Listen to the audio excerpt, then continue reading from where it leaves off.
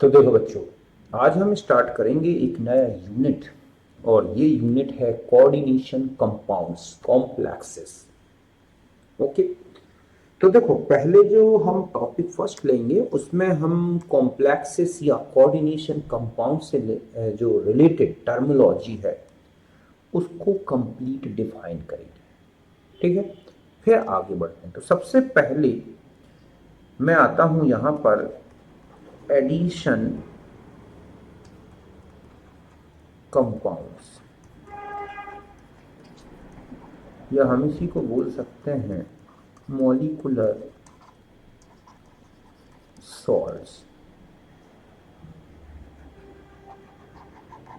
Okay, पहले हम इसको डिफाइन कर लें, एडिशन कंपाउंड्स या मॉलिकुलर सॉल्ट्स ये होते क्या है, क्योंकि इन्हीं से रिलेटेड है कोऑर्डिनेशन कंपाउंड। तो देखो बच्चों, एडिशन कंपाउंड्स या मॉलिकुलर सॉल्ट्स, तो इसमें क्या है कि जब दो सिंपल सॉल्ट्स या स्टेबल कंपाउंड्स मॉलिकुलर प्रपोर्शन में मिलाए जाएं, 1:1, 1:2, कुछ भी एक मॉलिकुलर प्रपोर्शन में मिलाए जाएं और फिर उनका रिक्रिस्टलाइजेशन किया जाए।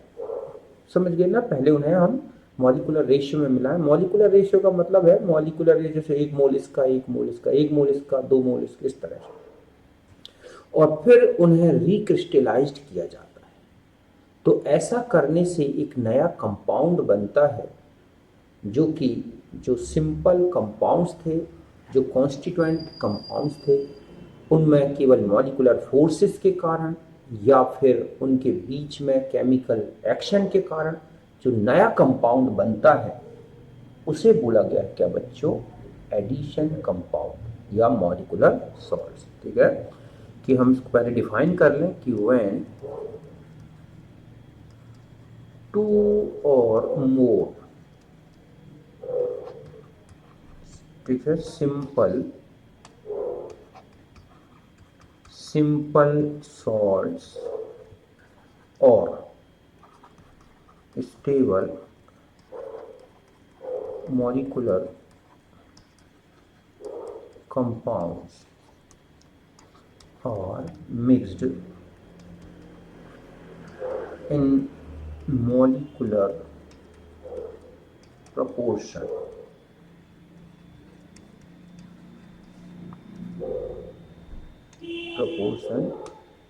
and recrystallized। फिर क्या किया जाए उनको? recrystallized, then obtained new compound due to molecular attraction or chemical combination between constituent compounds are called molecular or addition compounds। बात समझ गए ना कि जब क्या किया जाए कि दो या दो से ज़्यादा सिंपल सॉल्ट्स लिए जाएं, या हम कहें स्टेबल मॉलिकुलर कंपाउंड्स लिए जाएं और उन्हें मॉलिकुलर प्रपोर्शन में मिला के रिक्रिस्टलाइज्ड करें, तो हमें एक न्यू कंपाउंड मिलेगा जो कि सिंपल सॉल्ट्स या सिंपल स्टेबल कंपाउंड्स के बीच में मॉलिकुलर अट्रैक्शन के कारण बन सकते हैं या फिर केमिकल कॉम्बिनेशन के कारण बन सकते हैं। तो ऐसे कंपाउंड्स को बोला गया है बच्चों एडिशन कंपाउंड। देखो एक एग्जांपल से समझाता हूं मैं आपको। जैसे ये लिखा है K2SO4 प्लस Al2SO4 का होल थ्राइस प्लस 24H2। ठीक है, और फिर इसका रिक्रिस्टलाइजेशन किया जाए। यहां से लिख दो ताकि एक ही लाइन में आ जाए कि ये है K2SO4 प्लस Al2SO4 का होल थ्राइस प्लस 24H2O, है ना। यहाँ पर रिक्रिस्टलाइजेशन किया गया तो बना K2SO4 इंटू Al2SO4 का होल थ्राइस इंटू 24H2O। ये जो बना बच्चों, यही क्या है, एक एडिशन कंपाउंड। बात क्लियर है कि सिंपल सॉल्ट को आपने मिला लिया और रिक्रिस्टलाइज किया तो ये एक सिंपल सॉल्ट बना। ये ड्यू टू, ठीक है, या फॉर्मेशन जो हुआ इसका due to inter molecular attraction, है ना। इनके बीच में एक इंटरमॉलिक्यूलर अट्रैक्शन हुआ जिसके कारण बना। ये दूसरा अगर हम देखें तो ये है FeCN का होल ट्वाइस प्लस 4KCN, ठीक है। वही रिक्रिस्टलाइजेशन किया जाए तो यहां पर एक केमिकल कॉम्बिनेशन होता है, कॉम्बिनेशन तो बना K4FeCN होल 6। तो ये भी एक क्या है बच्चों, एडिशन कंपाउंड। 1:4 में मिलाने से बना है, ऊपर वाला 1:1 में। तो ये जो है देख रहे हैं आप, ये क्या है बच्चों, सिंपल सॉल्ट्स। ये क्या है, सिंपल सॉल्ट्स। तो जब हम सिंपल सॉल्ट्स को मिला के रिक्रिस्टलाइज्ड करते हैं तो हमें एक नया कंपाउंड मिलता है जिसे बोला गया है कॉम्प्लेक्स या डबल सॉल्ट। तो इस तरह से ये है एडिशन कंपाउंड। अब हम आ जाते हैं बच्चों टाइप्स ऑफ एडिशन कंपाउंड्स, ठीक है। तो अब हम आ जाते हैं क्या, टाइप्स ऑफ एडिशन कंपाउंड। कौन कौन से होते हैं ये, तो देखो जो सॉल्ट, सिंपल सॉल्ट कंबाइंड हो रहे हैं उनके बीच में किस प्रकार के फोर्स ऑपरेट हुए जिससे एक नया कंपाउंड बना, तो उन्हीं फोर्सेस के बेस पर इनको डिवाइड किया गया है। इनमें से एक तो होता है डबल सॉल्ट, समझ गए ना, डबल सॉल्ट, और एक आएगा बच्चों कॉम्प्लेक्स सॉल्ट। डबल सॉल्ट, देखो डबल सॉल्ट, डबल का मतलब दो, मतलब दो सिंपल सॉल्ट के बीच में एक मॉलिक्यूलर इंटरैक्शन होती है, एक मॉलिक्यूलर फोर्सेस वर्क करते हैं और वो दोनों जुड़ जाते हैं तो एक नया जो सॉल्ट बन गया वो है डबल सॉल्ट। डबल सॉल्ट की जो भी प्रॉपर्टीज हैं वो अपने आप में आइडेंटिटी नहीं रखती, मतलब केवल वही प्रॉपर्टी शो करता है डबल सॉल्ट जो उनके सिंपल सॉल्ट की प्रॉपर्टी। डबल सॉल्ट केवल और केवल सॉलिड स्टेट में ही एग्जिस्ट करता है, लिक्विड स्टेट या सॉल्यूशन में या वेपर स्टेट में इसके सारे कॉन्स्टिट्यूएंट अलग अलग हो जाते हैं, इसलिए हम डबल सॉल्ट का कॉम्पोजिशन लिक्विड स्टेट में नहीं बता सकते। इसके अलावा जो डबल सॉल्ट होते हैं उनमें मेटल आयन की जो वैलेंसीज हैं वो ओनली वन टाइप की होती है, प्राइमरी वैलेंसी या ऑक्सीडेशन स्टेट। ओके, तो पहले तो हम इसको डिफाइन करें कि होता क्या है। तो इसमें होगा कि two simple salts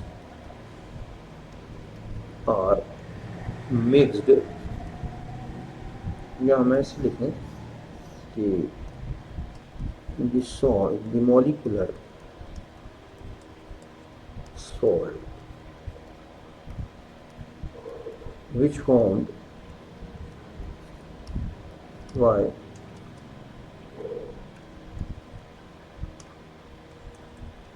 intermolecular interaction between two simple salts is called double salt. बात समझ गए ना कि जब दो सिंपल सॉल्ट ठीक है मिलाया जाए और उनके बीच में किसी प्रकार का इंटरमॉलिक्यूलर अट्रैक्शन आ जाता है, तो अब जो सॉल्ट बना उसे ही बोला गया बच्चों क्या, डबल सॉल्ट। एग्जाम्पल में बताता हूं, जैसे है ना K2SO4 प्लस Al2SO4 का होल थ्राइस प्लस 24H2O आपने मिलाया, क्रिस्टलाइजेशन किया तो बना K2SO4 इंटू Al2SO4 का होल थ्राइस इंटू 24H2O। इसे हम बोलते हैं एलम या पोटास एलम, पोटाश एलम। ये बता दूं कि जितने भी एलम आते हैं, क्रोम एलम है ना, पोटास एलम, आयरन एलम, ये सब के सब डबल सॉल्ट की कैटेगरी में आते हैं बच्चों। तो ये दो सिंपल सॉल्ट्स हैं, उन्हें आपने रिक्रिस्टलाइज किया, दोनों एक मॉलिक्यूलर प्रोपोर्शन में मिला के, तो उनके बीच में एक प्रकार का मॉलिक्यूलर अट्रैक्शन आया, कोई केमिकल बॉन्डिंग केमिकल रिएक्शन नहीं हुई, तो ये जो सॉल्ट बना उसे हम बोलेंगे डबल सॉल्ट। ठीक इसी तरह से FeSO4 प्लस है ना ammonium sulphate SO4 into plus 6H2 है ना, तो बना FeSO4 इंटू NH4 का whole twice SO4 into 6H2O। ठीक है, ये है FeS फेरस अमोनियम सल्फेट, या इसको बोलते हैं मोहर सॉल्ट। सबसे ज़्यादा लैब में यूज होता है as a reducer, Fe2 plus से Fe3 प्लस में चेंज होता है और एक अच्छा रिड्यूसर की तरह वर्क करता है। ये हो गया। तीसरा हो जाता है KCl plus MgCl2 plus 6H2, तो बनता है MgCl2 इंटू, ठीक है, या हम ऐसे ले लें इसको, ये बनता है KCl into MgCl2 into 6H2O carnallite. तो ये सब क्या है बच्चों, सिंपल सॉल्ट से बने हुए डबल सॉल्ट। और भी बहुत सारे एग्जांपल्स हैं, लेकिन हमें इनको तो खैर याद रखना है। ठीक है, पोटास एलम में जितने भी कंपाउंड्स आते हैं एलम कैटेगरी के, वो सब डबल सॉल्ट है। तो ये थे हमारे डबल सॉल्ट और उसकी डेफिनेशन। अब हम आ जाते हैं कुछ कैरेक्टरिस्टिक्स के बारे में। ठीक है, कैरेक्टरिस्टिक्स ऑफ डबल सॉल्ट्स। कौन कौन से कैरेक्टरिस्टिक्स होते हैं डबल सॉल्ट्स के। ओके, देखो पहला तो यही है कि simple salts are bonded by molecular forces। अब जो भी फोर्सेस हो सकते हैं, dipole attraction, induced dipole attraction, है ना, इस तरह के जो सिंपल सॉल्ट्स हैं are bonded by molecular forces in, ठीक है, double salt. therefore simple salts do not lose its ठीक है, simple salts do not lose their identity।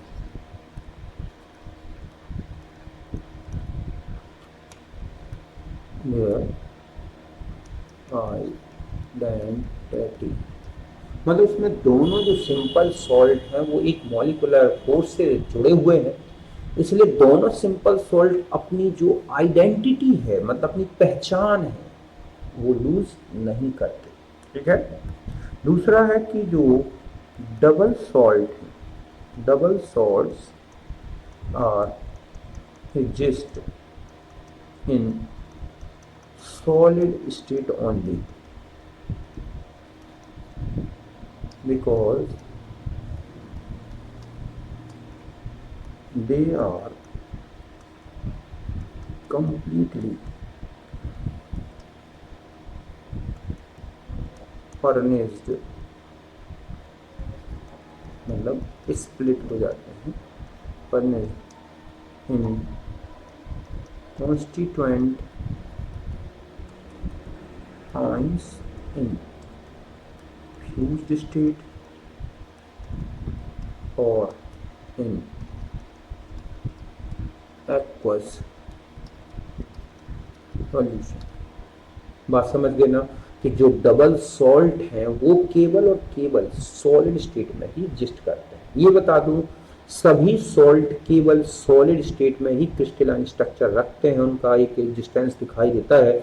आप उन्हें पिघला दें या पानी में घोल दें तो उनके हर एक आयन टूट टूट के अलग हो जाते हैं, उस समय इनका कोई एग्जिस्टेंस नहीं होता। समझ गए ना, मतलब ये सॉलिड स्टेट में ही एग्जिस्ट करते हैं, लिक्विड या वेपर या एक्वस सॉल्यूशन में कोई एग्जिस्टेंस नहीं होता, क्योंकि ये टोटली, ठीक है, स्प्लिट हो जाते हैं, split in constituent and infused state और एक्वस सॉल्यूशन। जैसे मान लो यही है K2SO4 into Al2SO4 whole thrice into 24H2O, तो ये एक सॉलिड स्टेट में है, ठीक है, स्टेट, और ये एग्जिस्ट करता है कि ये होता है। लेकिन मान लिया जाए कि आपने इसे फ्यूज्ड कर दिया, तो ये बिल्कुल आयन में ब्रेक हो जाएगा, टोटल जितने उसके आयन्स बन सकते हैं, plus 2Al plus 3 plus 4SO4 2 minus plus 24H2। इस तरह से सम ये, तो आप देख रहे हैं कि ये हैं इनके क्या, कॉन्स्टिट्यूएंट आयंस, कि अपने ये कॉन्स्टिट्यूएंट आयंस में टोटली फर्निश्ड हो जाते हैं, ब्रेक हो जाते हैं, स्प्लिट हो जाते हैं। ओके, तो समझ गए ना कि एक तो इनकी जो आइडेंटिटी है वो सिंपल सॉल्ट, इसमें जो सिंपल सॉल्ट्स हैं वो अपनी आइडेंटिटी बनाए रखते हैं, मतलब जैसे सिंपल सॉल्ट आयोनाइज्ड होते हैं, जस्ट डबल सॉल्ट भी उसी तरह से आयोनाइज्ड होते हैं, ये केवल सॉलिड स्टेट में एग्जिस्ट करते हैं। ठीक है, नेक्स्ट तीसरी जो प्रॉपर्टी है इनकी, तीसरा जो कैरेक्टरिस्टिक्स है कि properties of double salt are same as the properties of simple constituent, yes, properties of constituent simple salts. मतलब डबल सॉल्ट की अपनी कोई इंडिविजुअल प्रॉपर्टी नहीं होती बच्चों, इनकी जो प्रॉपर्टी है वो वही होती हैं जो उनके सिंपल सॉल्ट की हैं। मींस जैसे सिंपल सॉल्ट आयोनाइज्ड होता है उस तरह ये आयोनाइज्ड होते हैं, सिंपल सॉल्ट जिन आयन का टेस्ट देगा वो ये भी टेस्ट वही देंगे, तो इनकी अपनी कुछ इंडिविजुअल प्रॉपर्टीज नहीं होती। ओके, चौथा पॉइंट में आते हैं कि इनमें जो मेटल आयन है वो केवल क्या शो करता है, only one type of balance. Metal ion of double salt shows only primary balance, means oxidation state. कोई अलग से सेकेंडरी बैलेंस इस तरह का कोई टर्म नहीं होता, इनमें केवल प्राइमरी बैलेंस या उनकी केवल ऑक्सीडेशन स्टेट ही दिखती है। तो इस तरह से आपने देखा डबल सॉल्ट की जो है कैरेक्टरिस्टिक्स, जो काम के कैरेक्टरिस्टिक्स हैं मैंने वो आपको बताया। ठीक है, अब हम आगे बढ़ते हैं। ये तो था हमारा डबल सॉल्ट के बारे में। अब हम आ जाते हैं कॉम्प्लेक्स सॉल्ट और कोऑर्डिनेशन।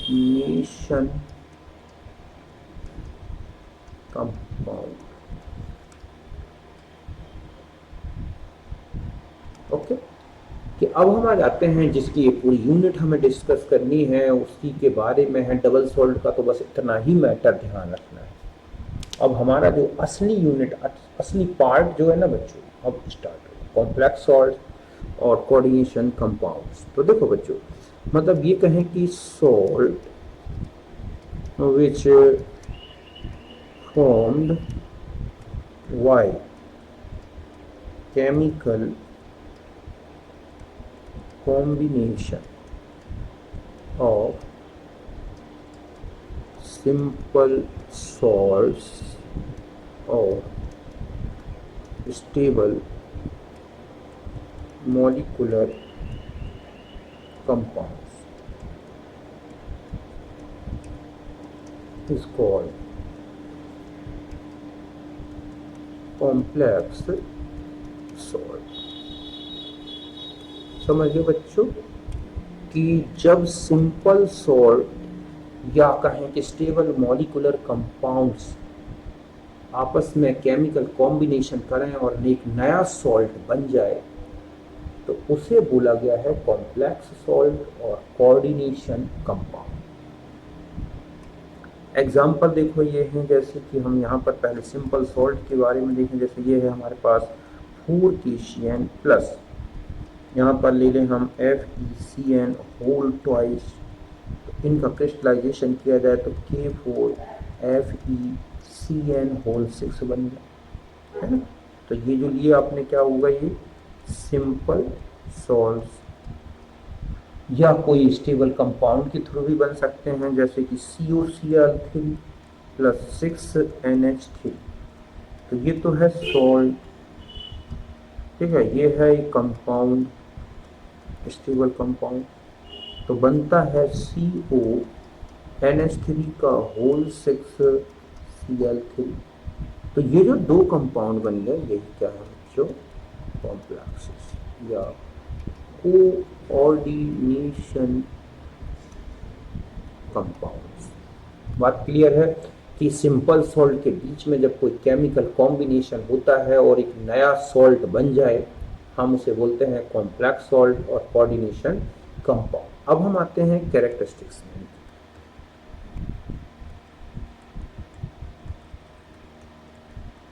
जिनमें क्या क्या कैरेक्टरिस्टिक्स होते हैं, देखो, है ना। कि पहला, अगर आप देखें तो सिंपल सॉल्ट यहां पर केमिकल कॉम्बिनेशन करके नया सॉल्ट बना रहे हैं, मतलब कॉम्प्लेक्स सॉल्ट। ऐसे में जो सिंपल सॉल्ट्स हैं उनकी जो इंडिविजुअल आइडेंटिटी है ना, वो अब कॉम्प्लेक्स सॉल्ट में नहीं होती, वो फिनिश हो जाती है, डिसअपियर हो जाती है। समझ गए ना। मतलब यहाँ पर जो है हम ऐसा लिखेंगे कि कॉम्प्लेक्स सॉल्ट, ठीक है, formed by chemical combination of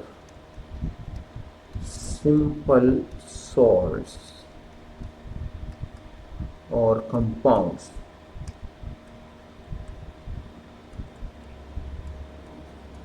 therefore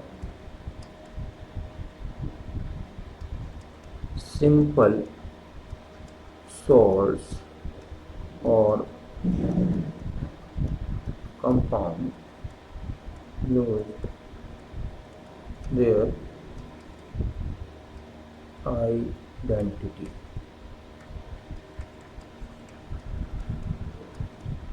समझ गए बच्चों। जबकि आपको यहाँ पर मैंने बताया था कि ये जो है अपनी जो इंडिविजुअल आइडेंटिटी है वो नहीं खोती, लेकिन यहाँ पर अगर आप देखें तो ये लूज देयर आइडेंटिटी। देखो कैसे, जैसे यहाँ पर है KCN plus FeCN whole twice, है ना। आप देखोगे ये बहुत ज़्यादा पॉइजनस कंपाउंड है, ये भी एक अलग कंपाउंड है, लेकिन जो ये बना K4FeCN, ठीक है, तो ये बिल्कुल अपने आप में डिफरेंट प्रॉपर्टी शो करता है। ये सिंपल सॉल्ट है और इसकी जो प्रॉपर्टी है, मतलब इसकी जो प्रॉपर्टीज हैं,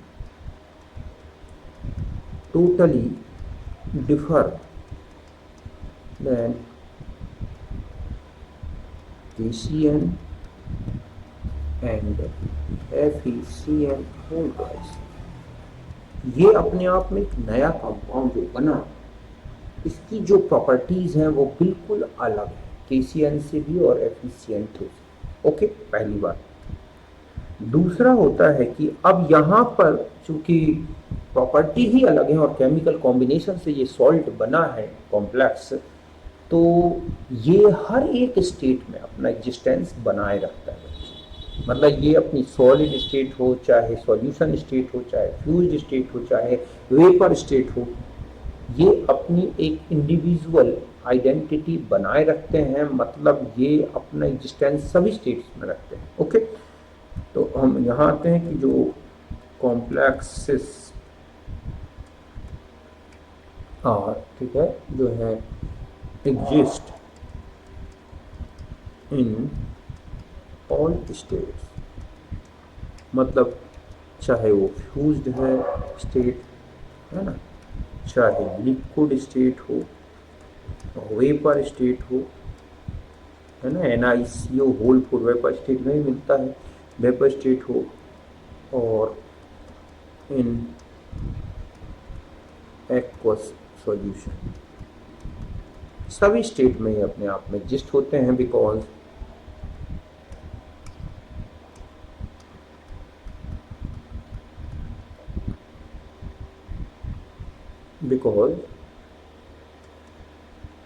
they are partial ionized or non ionized, क्योंकि ये कुछ पार्शियली आयोनाइज्ड हो सकते हैं या बिल्कुल आयोनाइज नहीं है। जैसे K4 FeCN होल 6 अगर आयोनाइज्ड होगा तो 4K प्लस FeCN होल 6 4 इस तरह ब्रेक होगा। कंप्लीट आयोनाइजेशन नहीं हुआ कि पूरे साइनाइड अलग हो गए, Fe अलग हो गए, जैसे FeCN KCN अपने इंडिविजुअल प्रॉपर्टी में साइनाइड टेस्ट देंगे, लेकिन ये कॉम्प्लेक्स में साइनाइड टेस्ट नहीं आता। ठीक है, complex not give test of cyanide ion, तो इसीलिए ये दोनों स्टेट में एग्जिस्ट करेगा। इनका आयन हो या कोई कंपाउंड है जैसे कि NiCO होल 4, वो आयोनाइज्ड ही नहीं होगा और सभी स्टेट में एग्जिस्ट करेगा उसी फॉर्म में है। नेक्स्ट जो थर्ड पॉइंट है इसका हमारा, कि जो प्रॉपर्टीज हैं, ठीक है बच्चों, properties of complex salt totally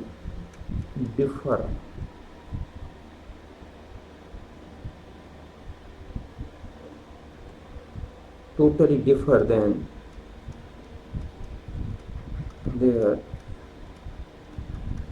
simple salts, because simple salts lose their identity in complexes,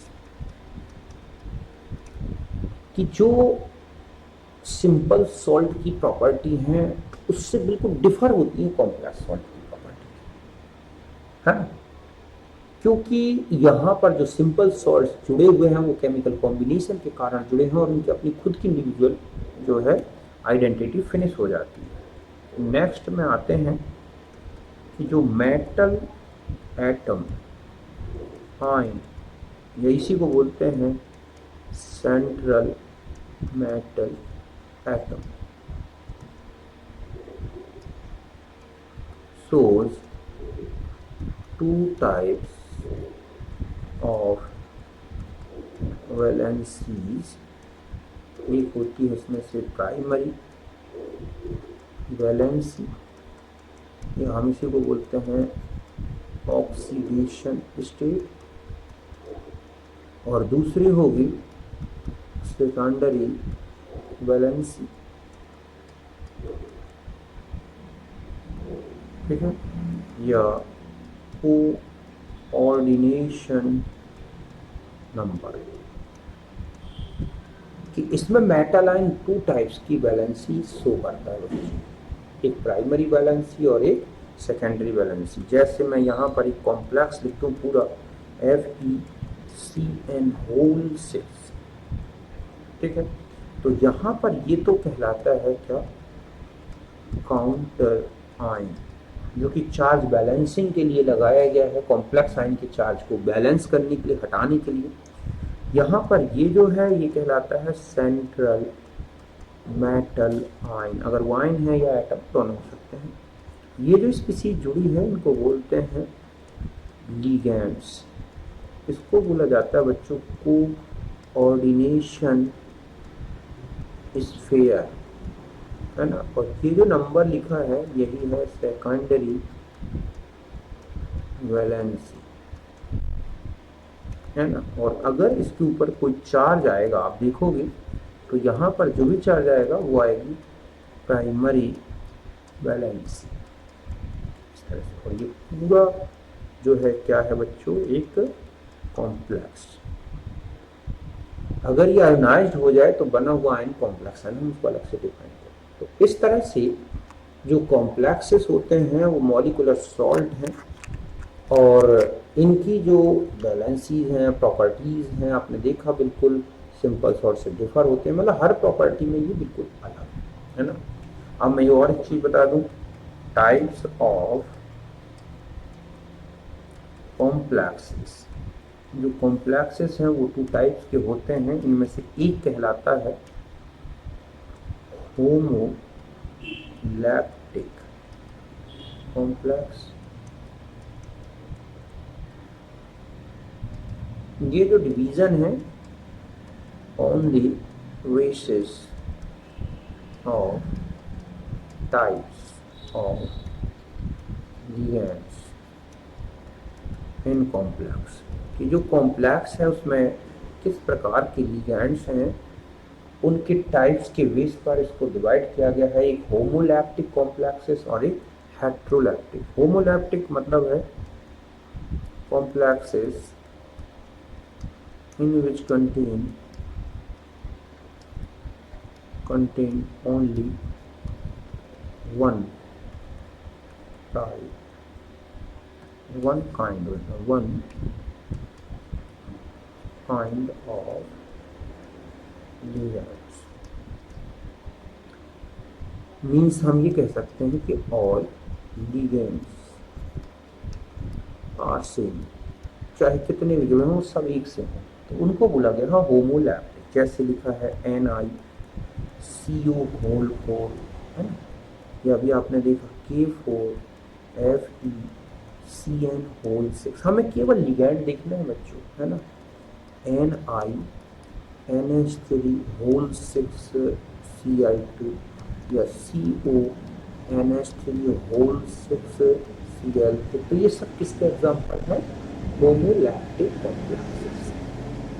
और दूसरा जो सेकेंड टाइप है वो है हेट्रोलैप्टिक कॉम्प्लेक्सेस। हेट्रोलैप्टिक का कॉम्प्लेक्सेस का मतलब है complexes in which contain different types of ligands।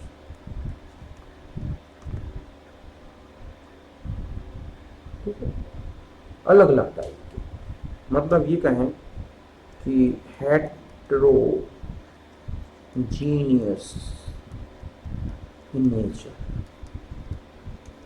Complex में जो लिगैंड्स हैं वो हेट्रोजीनियस है, मतलब अलग अलग। जैसे देखो बताता हूँ, जैसे लिखा है CO, ठीक है, NH3 का होल 4 H2O का होल 5 Cl3, ओके। या लिखा है, ठीक है, Fe यहाँ पे मान लो साइनाइड होल ट्वाइस एन, और यहाँ पर हो जाए CO होल 4 +1, इस तरह कि जिनमें अलग अलग टाइप के लिगैंड जुड़े हैं, या फिर लिखा है KPtCl होल थ्राइस, है ना, C2H4 जाई से सॉल्ट जो है, तो ये क्या है, हेट्रोलैक्टिक कॉम्प्लेक्स। यहाँ हम एक और लिखते हैं, मान लो लिखा है PtNH3 का होल ट्वाइस, H2O का होल ट्वाइस, NO2 का होल ट्वाइस +2। तो ये है हेट्रोलैप्टिक और होमोलैप्टिक कॉम्प्लेक्सेस, जो कि लिगैंड किस तरह के हैं, नेचर ऑफ लिगैंड के बेस पर डिवाइड किए गए हैं। सारे लिगैंड्स एक से दिखते हैं तो होमोलैप्टिक, अलग अलग दिखते हैं तो हेट्रोलैप्टिक। इस तरह से आपको याद रखना है, ठीक है। अब हम आ जाते हैं, ये तो हो गए हमारे कॉम्प्लेक्स और उसकी डेफिनेशन, है ना। इसी तरह से अभी आपने देखा कि सारी डेफिनेशन हुई दोनों कॉम्प्लेक्सेस की। अब हम आ जाते हैं, नेक्स्ट जो आता है वो है कॉम्प्लेक्स आइंस, ठीक है, कि कॉम्प्लेक्स आइंस क्या है। फिर हम आते हैं उनके कोऑर्डिनेशन नंबर के बारे में, कोऑर्डिनेशन स्फीयर के बारे में। तो कॉम्प्लेक्स आइंस का मतलब है कि ions which formed by partial ionization of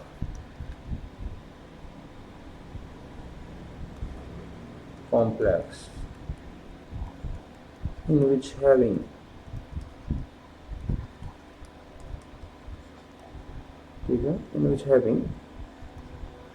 two or more ligands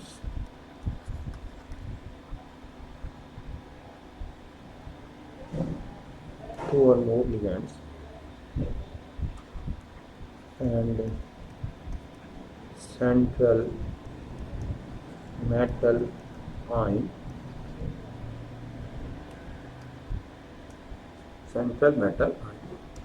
which are enclosed in a square bracket, इसी को बोलते हैं coordination number.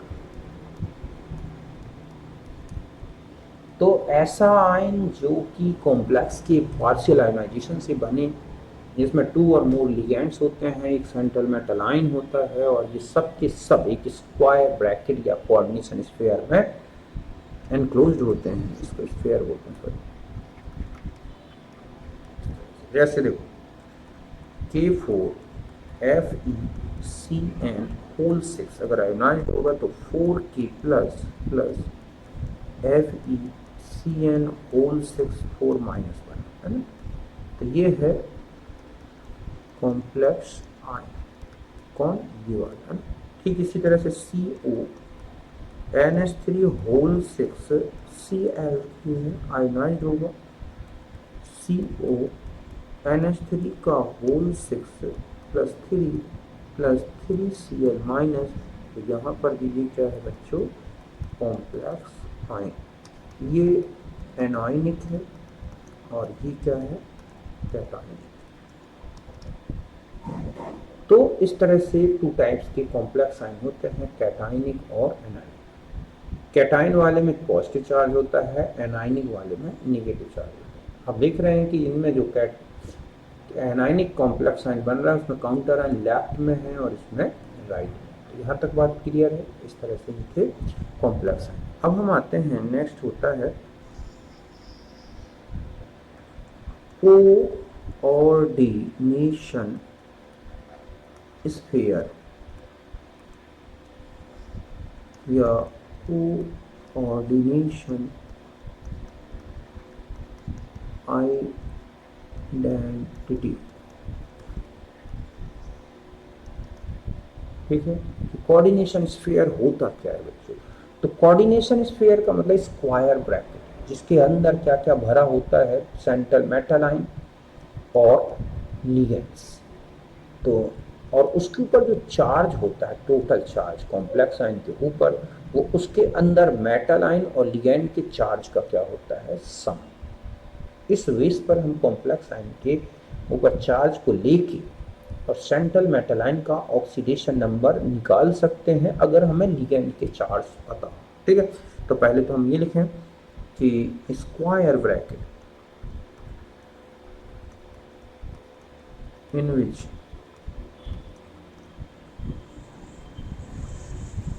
metal ion and ligands are enclosed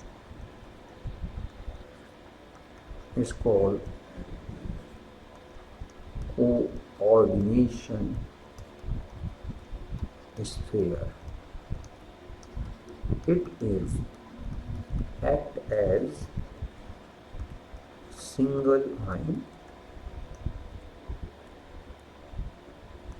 Single ion means ligands and metal ion not removed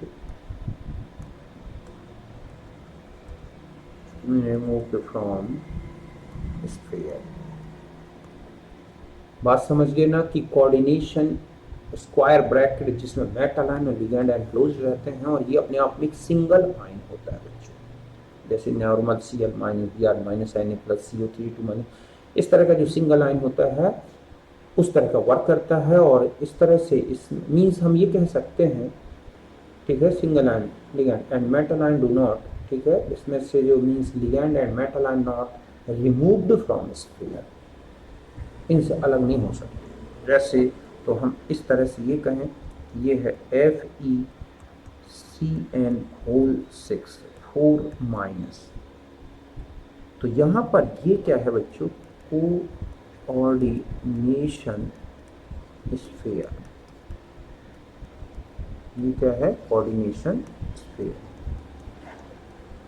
अपने आप में ये एक क्या है, सिंगल,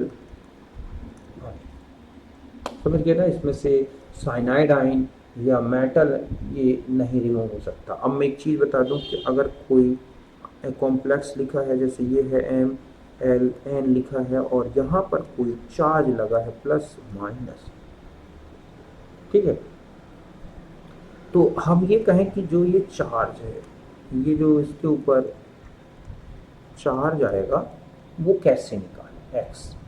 तो x इज इक्वल टू होता है समेशन ऑफ चार्ज ऑफ, या ऐसे ले लें, समेशन में लिख के मैं ऐसे लिख दे रहा हूँ, total charge of all ligands plus primary valency of metal atom और आयन। समझ गए ना कि इसके ऊपर जो चार्ज लगा है वो कैसे निकालोगे आप, total charge of all ligands जोड़ोगे और फिर प्राइमरी वैलेंसी जोड़ दो, वो x आएगा, ठीक है। और अब जो x है इट मे बी पॉजिटिव और negative,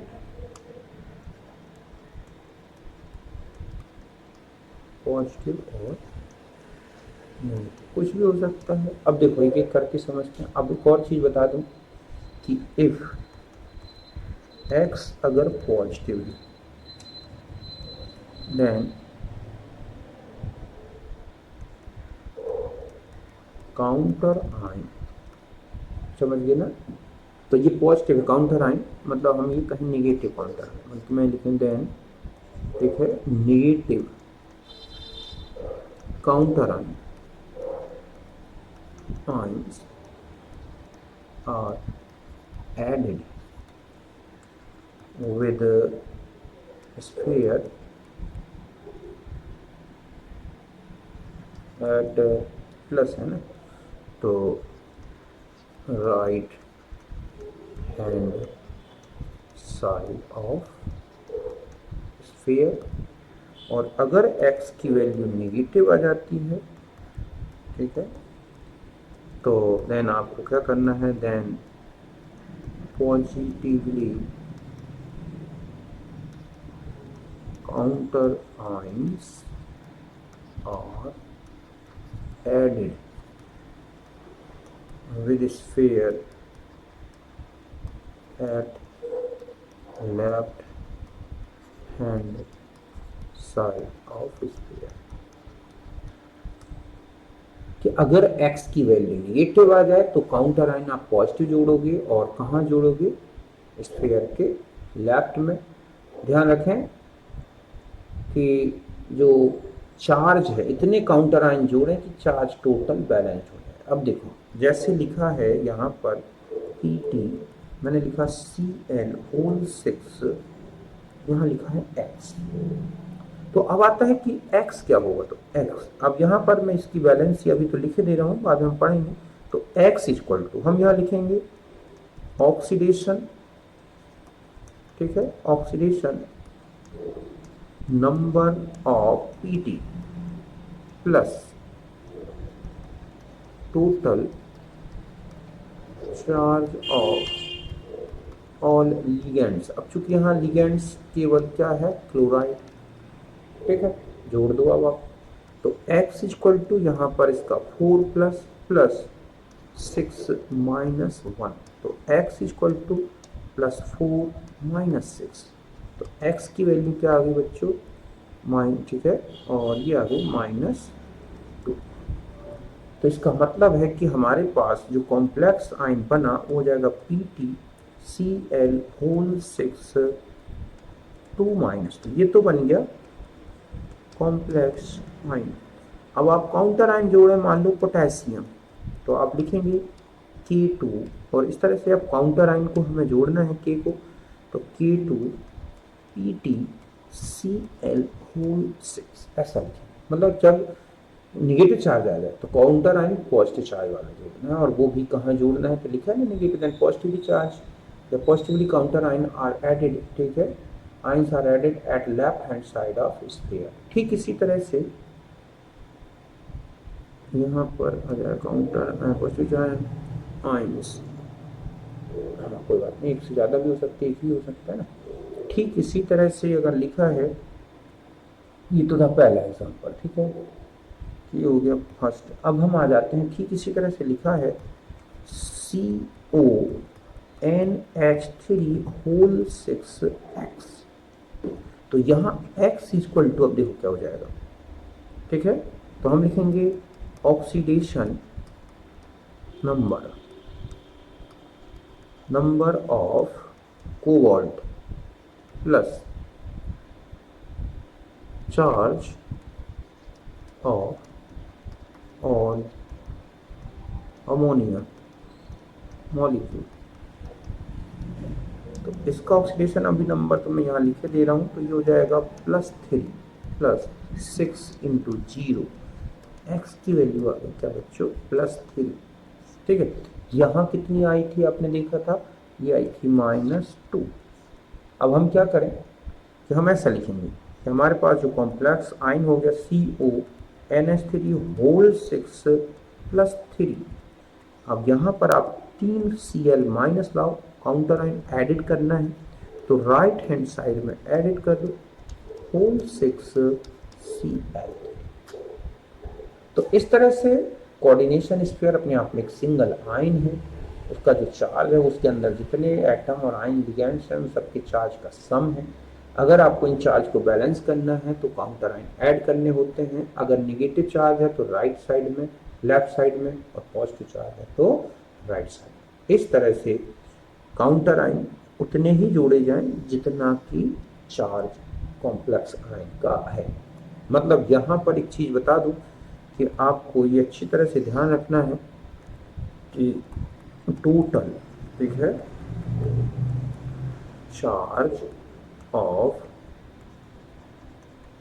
complex ion equals to the total charge of ligands total charge of complex ion equals to the total charge of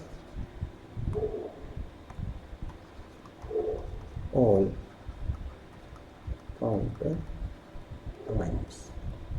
इस तरह से तो ये था हमारा आज एक कोऑर्डिनेशन स्फीयर है ना, उसका चार्ज, और मैंने बता दिया आपको कॉम्प्लेक्स आयन, होमोलैप्टिक्स, है ना। इस तरह से आज का मैटर ये है।